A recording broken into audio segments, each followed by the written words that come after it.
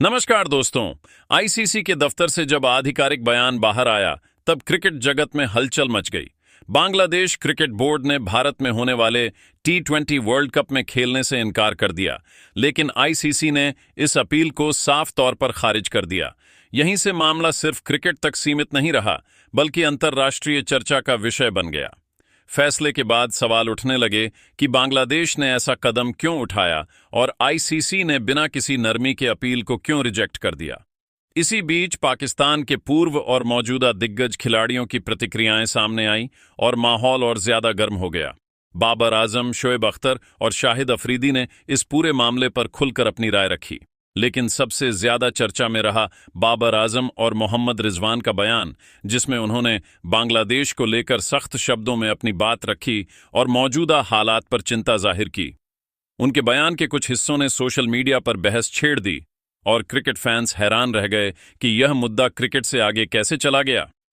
आखिर पाकिस्तानी दिग्गजों ने बांग्लादेश को क्या समझाने की कोशिश की, आईसीसी के फैसले पर उन्होंने क्या सवाल उठाए और उनके बयान का असली मतलब क्या था, यह सब जानना बेहद जरूरी हो जाता है। इसी वीडियो में हम आपको उन बयानों की पूरी सच्चाई, उनका पूरा संदर्भ और इस फैसले के पीछे की पूरी कहानी विस्तार से दिखाने वाले हैं, इसलिए अंत तक हमारे साथ बने रहिएगा। लेकिन उससे पहले अगर आप भी चाहते हैं कि इस साल का T20 वर्ल्ड कप भारतीय टीम जीते तो वीडियो को जरूर लाइक कीजिए। चलिए अब बिना समय गवाए शुरू करते हैं इस बड़े क्रिकेट विवाद की पूरी रिपोर्ट। दोस्तों, जैसा कि आप सभी तो जानते हैं कि बांग्लादेश के खिलाड़ियों ने भारत में T20 वर्ल्ड कप खेलने से इनकार कर दिया। और दोस्तों, जब आईसीसी से बांग्लादेश क्रिकेट बोर्ड ने अपील करी तो बांग्लादेश की इस अपील को आज यानी कि 7 जनवरी को आईसीसी ने रिजेक्ट कर दिया। जी हां दोस्तों, आईसीसी ने साफ संकेत दिया है बांग्लादेश की टीम को, अगर आप भारत में आकर नहीं खेल सकते तो आप T20 वर्ल्ड कप में ही भाग मत लो। और दोस्तों, बांग्लादेश क्रिकेट बोर्ड को यह काफी बड़ा झटका लगा है। लेकिन दोस्तों, अब यह समझ में आ चुका है कि बांग्लादेश की अगर अकड़ निकालनी है तो उनके खिलाफ ऐसे ही एक्शन लेने पड़ेंगे। और दोस्तों, आईसीसी और बीसीसीआई ने कोई गलत कदम नहीं उठाया, क्योंकि जो बांग्लादेश में लगातार हिंदुओं के ऊपर अत्याचार हो रहा है, उस अत्याचार को झेलना अब हिंदुओं के बस की बात नहीं रही है। और दोस्तों, अगर वह अत्याचार कम करना है तो क्रिकेट में बड़ा झटका बांग्लादेश की इकोनॉमी को देना होगा। और दोस्तों, बांग्लादेश समझ जाएगा अगर भारत एक बार भी बांग्लादेश की टीम को बॉयकॉट करेगा तो अब दोस्तों, यहां पर पाकिस्तानी दिग्गजों ने आखिर क्या कहा है भारत में जो बांग्लादेश की टीम खेलने के लिए नहीं आ रही है उसके ऊपर। तो दोस्तों, यहां पर पहला बड़ा बयान निकल कर आता है, वो है बाबर आजम का। वो कहते हैं कि बांग्लादेश की टीम ने तो फालतू में ही भारत की टीम से पंगे ले लिए हैं। मैं तो समझता हूं कि बांग्लादेश चाहे जितना भी जोर लगा ले, लेकिन उसको भारत में आकर खेलना ही पड़ेगा।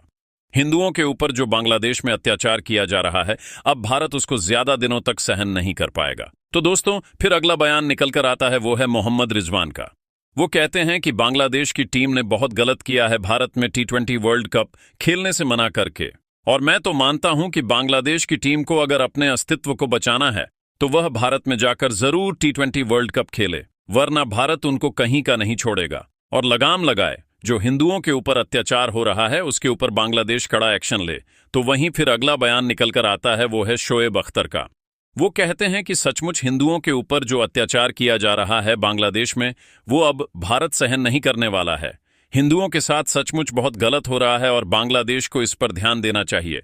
अगर ऐसे ही चलता रहा तो मैं तो समझता हूं कि भारत कहीं हमला ना कर दे बांग्लादेश के ऊपर और जो बांग्लादेश इतना आगे बढ़ रहा है उसको नीचे गिरा दे।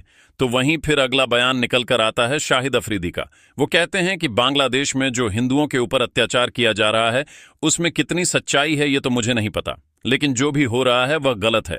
ये तुरंत रोकना चाहिए बांग्लादेश को और T20 वर्ल्ड कप खेलने के लिए आना चाहिए, वरना हमारे जैसा ही हाल भारत बांग्लादेश क्रिकेट बोर्ड का भी कर देगा और फिर बांग्लादेश क्रिकेट बोर्ड भी इधर उधर घूमेगा अपने मैचेस को लेकर। तो दोस्तों, यहां पर पाकिस्तानी दिग्गजों ने तो बांग्लादेश को समझा दिया है। बाकी अब आप सभी क्या मानते हैं कि बांग्लादेश के ऊपर एक्शन होना चाहिए या फिर नहीं, और भारत में अनुमति देनी चाहिए इन्हें खेलने की? हमें कमेंट करके जरूर बताइएगा।